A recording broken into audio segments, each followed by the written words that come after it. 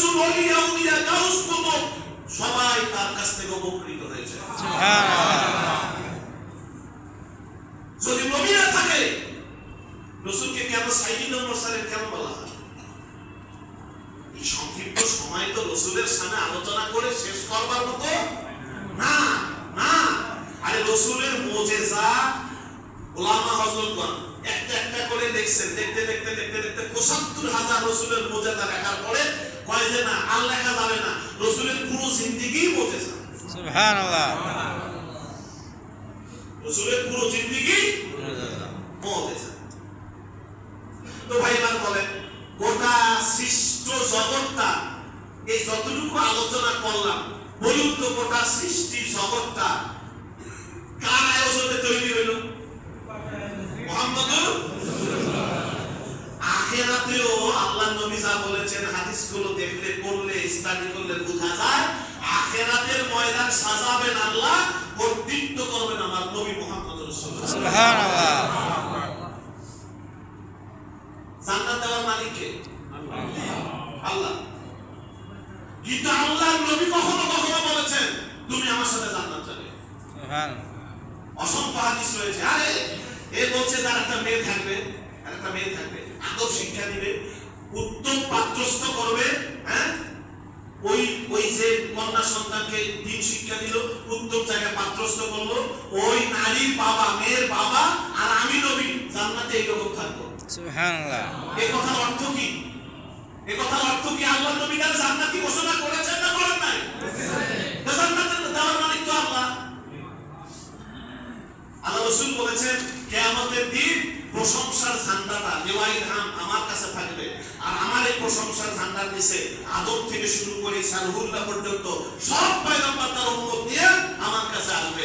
আমি আল্লাহ বানাইছেন আমার আগে, আসছি শেষে, কিন্তু জান্নাতের দরজা সর্বপ্রথম আমি রাসূল উদ্বোধন করব, আমি ফিতা কাটবো। আমাদের আগে কইতে ফিতা কাটা, আল্লাহ রাসূল যদি জান্নাতের দরজা না খোলেন কোন নবীর জন্য উম্মতের জন্য জান্নাত যাওয়া হারাম।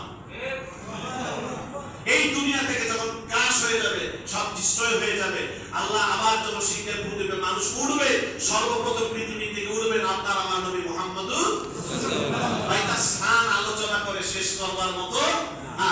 বাস এখন আমরা সিদ্ধান্ত নেই যে আমরা বাকি জিন্দেগি এই মানুষের তৈরি চিন্তা চেতনায় চলবো, নাকি আল্লাহ আল্লাহ রাসূলের পথে চলবো? আল্লাহ রাসূলের মতো। এবার বলে আপনারা কে কোন দল করেন আমি জানি না। Don't mind anything. I want to heed your conscience. এই দুনিয়া ধ্বংসের পিছনে রাজনীতিবিদরা এই ৫৪ বছরের শাসন আমলে যত রাজনীতিবিদ আসছেন, ক্ষমতায় ছিলেন এবং রাষ্ট্রযন্ত্রের চাকায় যারা বসেছিলেন, টোটাল জনগোষ্ঠী এদেশের মানুষের নৈতিক মানদণ্ডকে ফেলে দিয়েছে।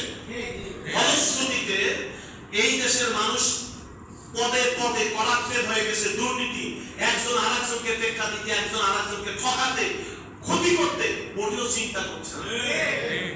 এই কার অবদান? রাজনীতি। রাজনীতির বাংলা বলতে পারেন? পলিটিক্সের বাংলা কি জানেন? খাঁটি বাংলা বলতে পারেন? রাজনীতিবিদদের বই পড়বেন, যত রাজনীতিবিদদের বই পড়েন, আমি বলে গেলাম, মনে রাখবেন, আধিপত্য বিস্তারের লড়াই। কি বললাম? আধিপত্য বিস্তারের লড়াই। আজকে গোটা পৃথিবীতে দেখেন তো আধিপত্য বিস্তারের লড়াই চলে কিনা?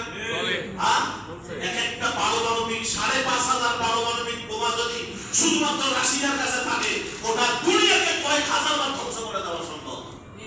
এই যে এতগুলো পারমাণবিক বোম বানাইছে, রাসায়নিক অস্ত্র, ক্ষেপণাস্ত্র, এই যে এত অস্ত্র, আচ্ছা এটা কি মানুষকে বাঁচার জন্য না মারার জন্য?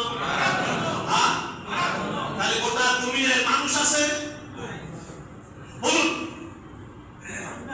মানুষকে মারার জন্য যত ধ্বংসযজ্ঞ চালানোর জন্য, পৃথিবীকে ধ্বংস করে দেওয়ার জন্য যত টাকা ব্যয় হয়, তার ১,০০০ কোটি ভাগের ১ ভাগও এই মানবতার জন্য খরচ করা হয় না।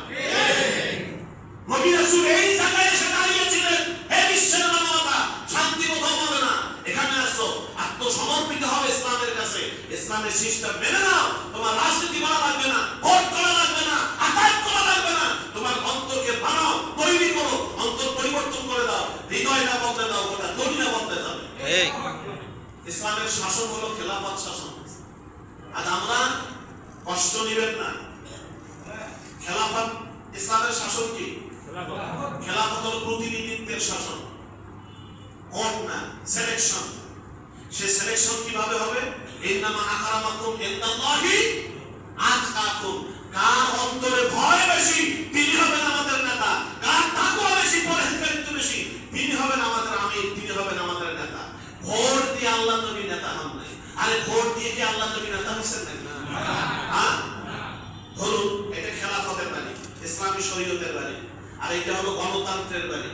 আচ্ছা, গণতন্ত্র কুফরি মতবাদ কিনা?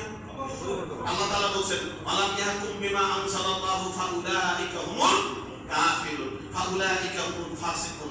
যারা কোরআন অনুসারে, ইসলাম অনুসারে ফয়সালা করে না, বিচার কার্য পরিচালনা করে না, তারা হচ্ছে কাফের, তারা হচ্ছে ফাসিক। তার মানে নিতে আমাদের কোর্ট কাছারি চলে।